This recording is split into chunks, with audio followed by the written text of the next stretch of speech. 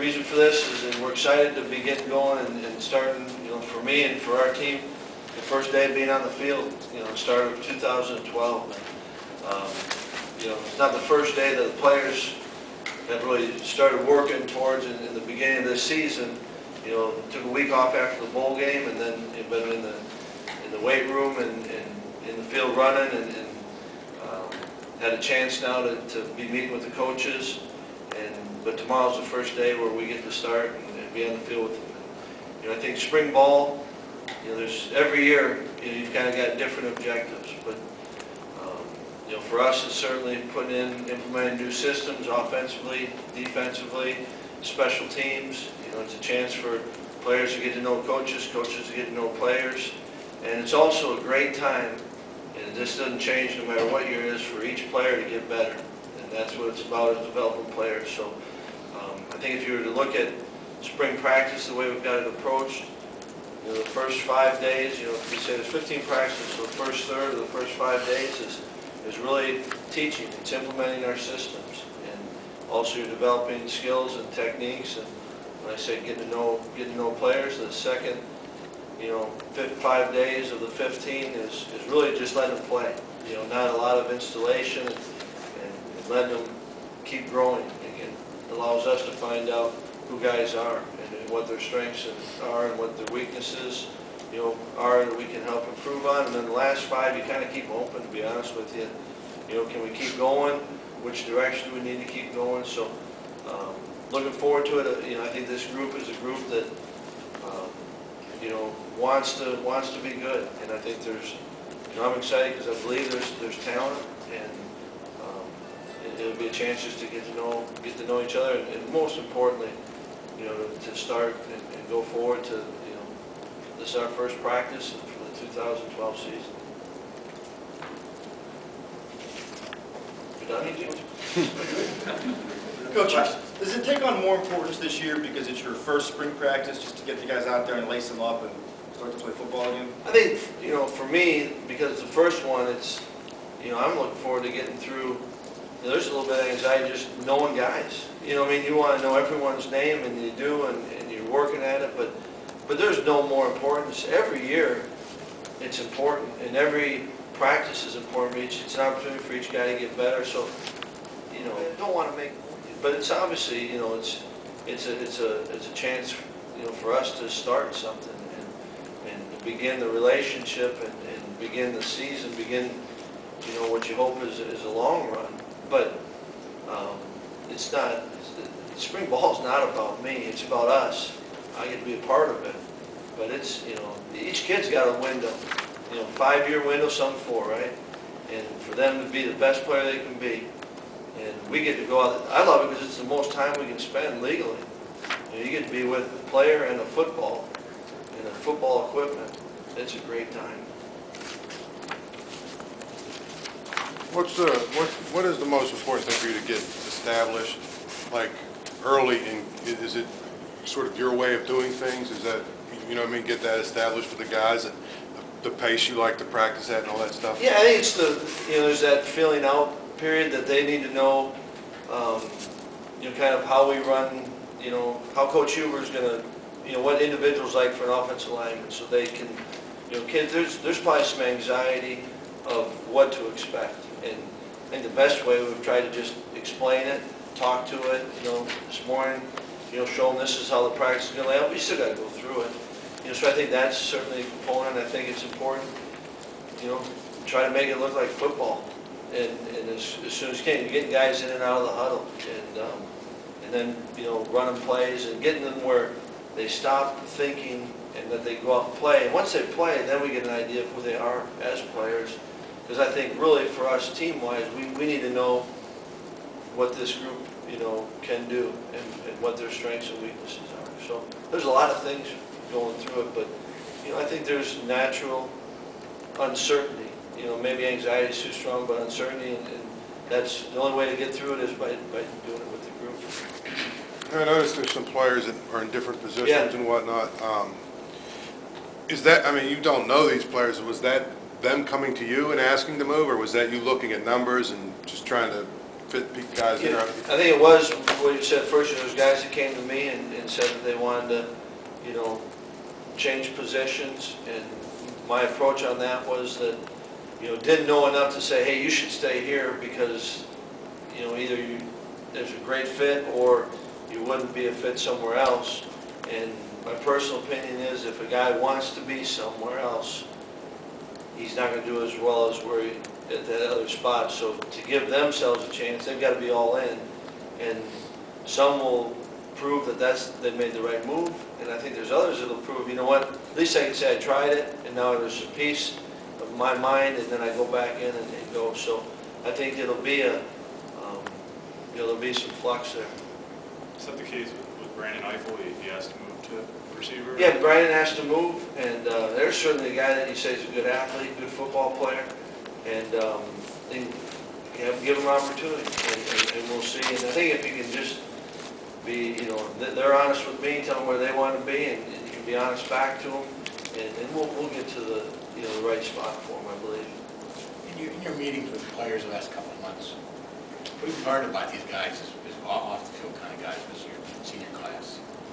You know, what I've learned about this group is, you know, they're a lot like a lot of the other guys that I've been around. You know, their names are different, their, you know, backgrounds are a little bit different, their stories a little bit different, but you know, what they want are very similar things. You know, that's energizing to me.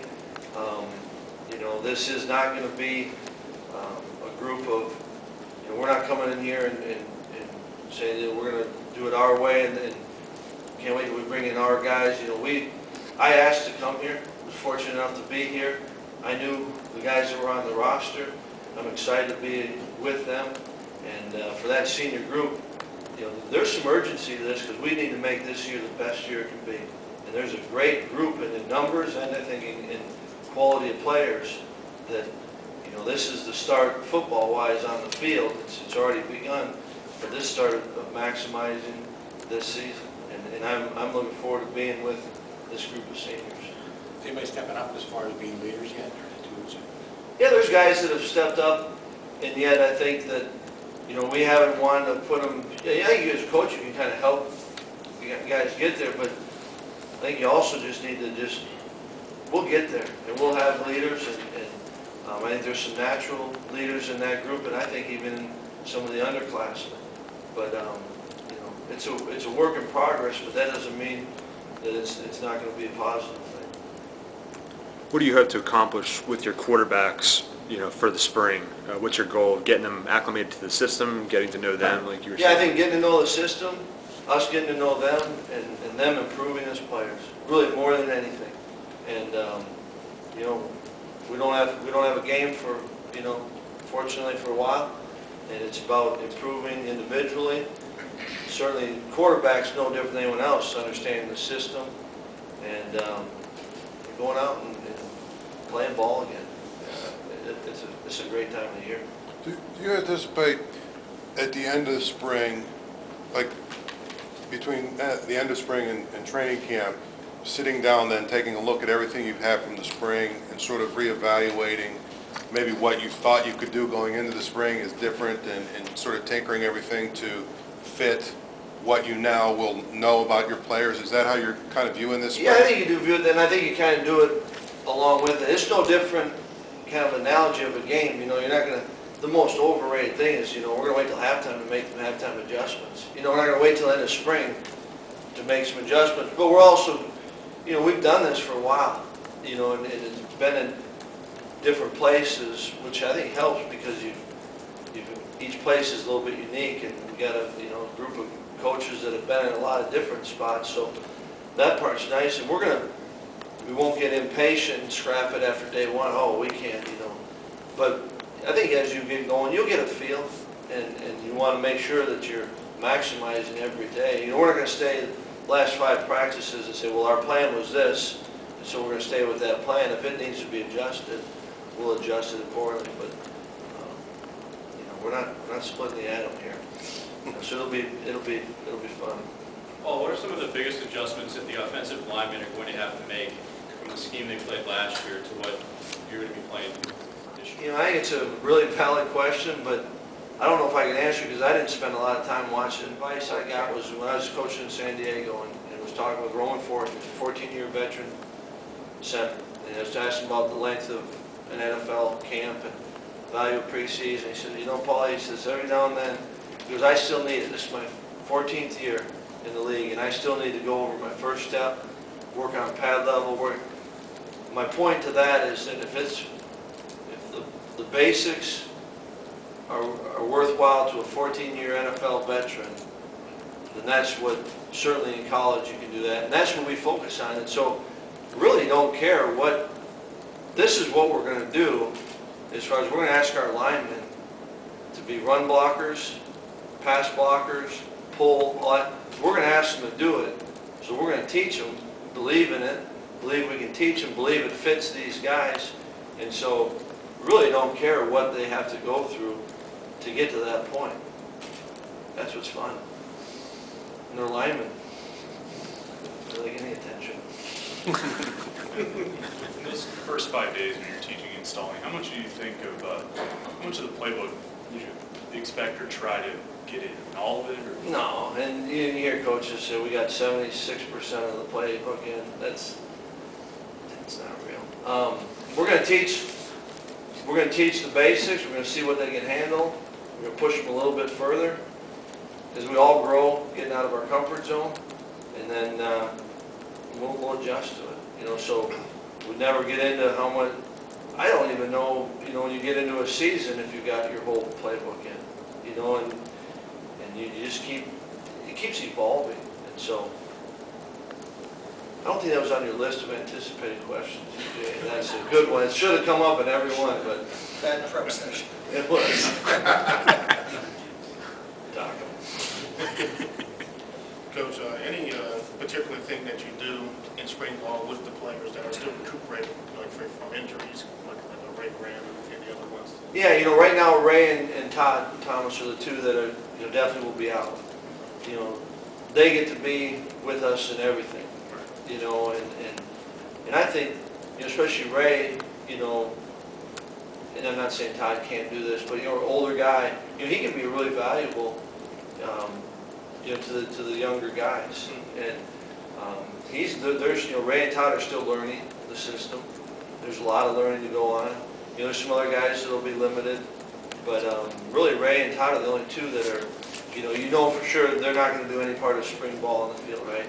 And the other guys, it's kind of as they progress, you know, how much Shane can do, how much, you know, Lumpy can do, we'll find out, right? You know, Jared Holly, how much he can do, but those are the only two, and I still think you can get a lot out of it, you know, for them. Coach, speaking about injuries, can you talk about Dan Mason and where he is and his health? Nicely done. That was question number 6, anticipated. But see, EJ gives me a list of them, and I should have just checked them off right here. Was this a planted thing? No, I didn't it's a plant. EJ was all fired up about it. He was like, this is one that's going to come up. EJ hit that square in the hole. Yeah. No, I think, you know, I'm anxious. You know, one thing, you know, going out into the high schools and the different ones, it was neat for me to hear how many area coaches and what they thought of Dan. You know, I mean, it really was a real thing. And I, you know, I don't really know him. I mean, I've gotten the history and I've seen him, and I love, you know, there's a guy I think it's really important to. And I'm looking forward to, you know, he's going to go out and he'll practice. And I'm anxious to see how it goes. I think he's anxious to see. And so, you know, that'll be probably, you know, an ongoing story this spring. But got a lot of respect and appreciation for, you know, from understanding his situation to how he's going through it. And it's pretty neat, I think. And hopefully it ends up, you know, being a good thing for Dan, which I think would be good for us then, right? You touched on it a little bit at the beginning, but how different will it be for you going out on the field and having to worry about everything else, not just the offense, but everything else going on? I mean, how different will that be, and how will you adjust to that? Yeah, certainly different. Just, you know, I can't say right, I'd be lying to you. I am looking forward to the fact of I can always be on the side that did well that day. Because we used to be one or the other, right? I mean, you either did it or you didn't. So this is spring, and is really at fall camp's the only time where you can always be on that. You know, if I'm standing on this side a little bit more, but I am looking forward to the thing that I've been anxious about is getting to know our players. You know, I've sat down and met with them, but really getting to know them, be around them, and it gives me the freedom to really kind of be around any. I don't have to. I can leave an area and go somewhere else. And so, how it goes, you know, I don't know yet, right? But I'm looking forward to it. And I think one of the things that helps is talk about, you know, a good feeling for me is complete trust and really appreciation for the staff that we've got here. And so, you know, it's, you know, so you're not feeling like you got to micromanage something, and we're all on the same page. And so that part, I think, does relieve you, so you don't feel like anything will get slighted, and also feel like, you know, it can still help in a lot of different areas. Paul, how many positions are legitimately open for competition? 11 on offense, 11 on defense.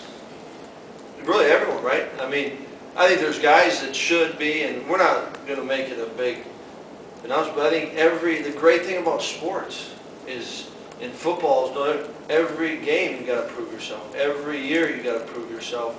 Now, we could all make a pretty good bet on some spots. You know, they should be starters, absolutely should be. But the great thing is they still got to go out and do it. And so I think every spot is open. You know, it's our job. There's nothing more important than this team and Pitt football, right? And that's, talk to the group about that.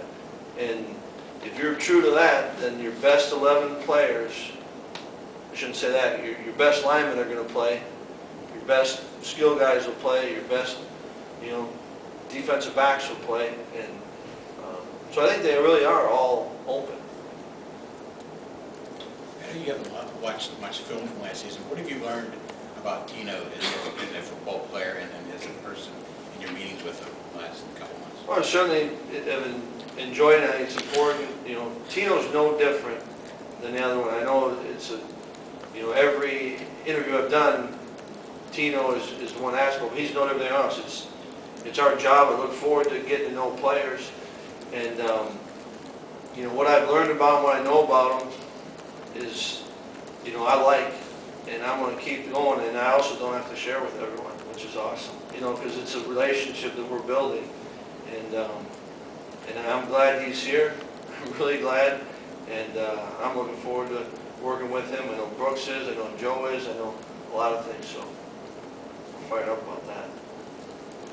I'm not sure if this is on EJ's list or not, but maybe question 12. Do you have a policy with your players in social media, like Twitter, for example?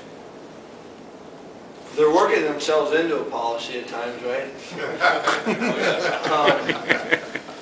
I mean, we haven't gotten to one yet. Got some people on top of that. But no, I mean, I think it's real, right? And it's happening. I think there's great examples everywhere. You know, places I've been before, you see it all over, you know, misuse of it. And I think you can also, you know, show the responsible use of it. But I think it's an issue that we have to be conscious of. We don't have a formal policy yet, but I can see it coming. Anything else? How have you been received around town by the high school coaches? Yeah, together in you know, non-recruiting. I've been really appreciative of the fact that, you know, I felt welcome, and I feel like, you know, that really we're similar, you know, similar types of people, and so I've been really appreciative of that, and certainly that's just a start, and you hope to keep building it, you know, making really legitimate relationships.